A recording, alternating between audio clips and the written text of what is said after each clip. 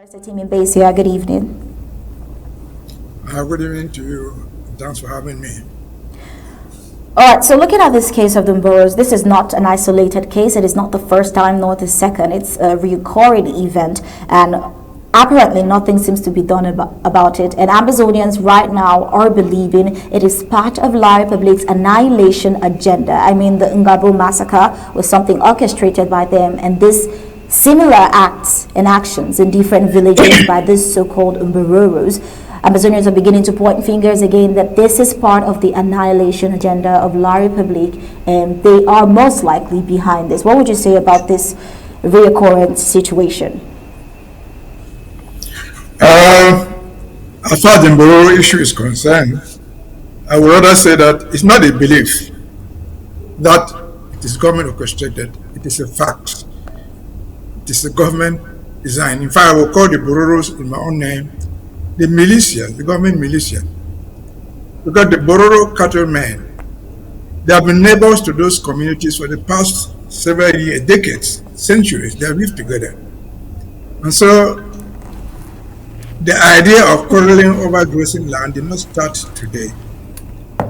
But until this war started, they were not killing each other. They were not descending down and killing their neighbors with impunity. So the question you must ask is, why is it happening now? Not just happening, but happening with impunity. And so, I said it's not a belief, it's a fact. Because of evidence to suggest and conclude that it is government orchestrated. It is government organized. You remember the Ngarubu, which I have mentioned there. Yeah. The government acknowledged officially on their letterhead that they recruited the Mbororo militias, gave them arms to go down and do what they did to the people in Ngarubu, killing children, killing mothers, and sending them a base. And of course, they first denied it. But when it turned out that they could no longer deny it, they admitted it, that they did it. But the issue is not even admittance. They asked them, where are the guys? You cannot trace them. These are the people they trained, gave them arms, they had their names, they knew who carried what arm. And then when it turned bad, they simply melted into thin air with the knowledge of the government. Did those people just melt into the sea? Did they go into the air and become wind? No. Government knows them. They employed them. And government has its agents there. I'm surprised. Maybe I missed something. I never heard any rebuter from Gala Gerard, who is in Yaoundé. It reports to Yaoundé to claim that normalcy has returned to his area called Ndu and Tonga. So it's not a belief, it's a fact. So until now, again, the Mboros are people, they have been living there forever and ever with their neighbors. And so why this impunity? Because government cannot fight the war by themselves. They need the militia.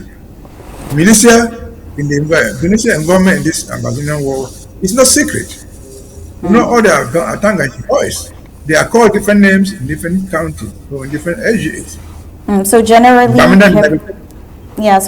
La Republic is trying to raise internal armed groups to inflict pain on the people of Ambazonia, trying to turn the people against the genuine movement with acts like this. That's what you're saying?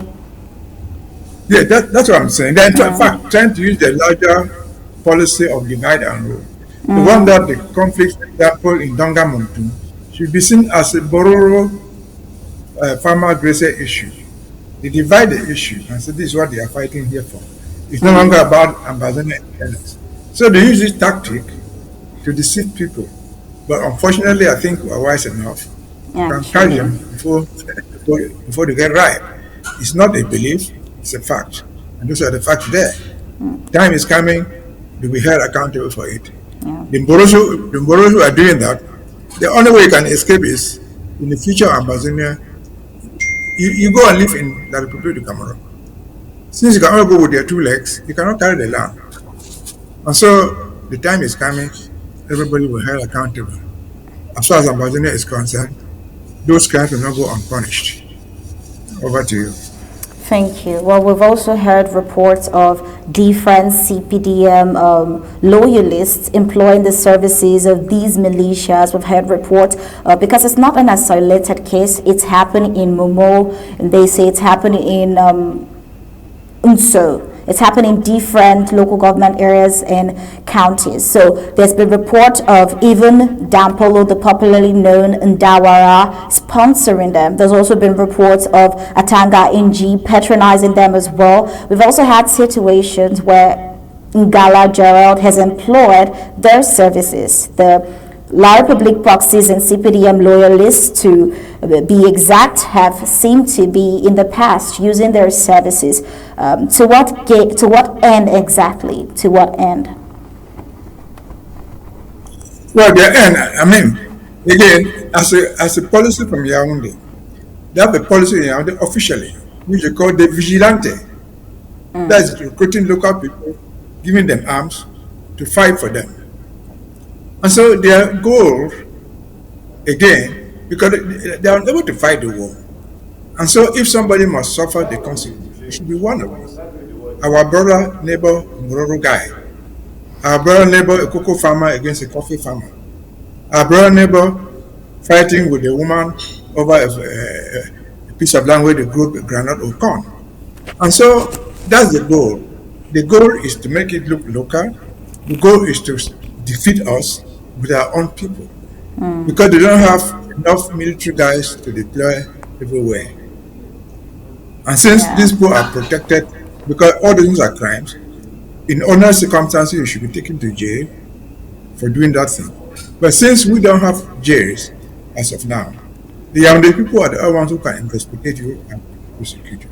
Since they are not doing it, there's almost nothing we can do for private investigation, private justice.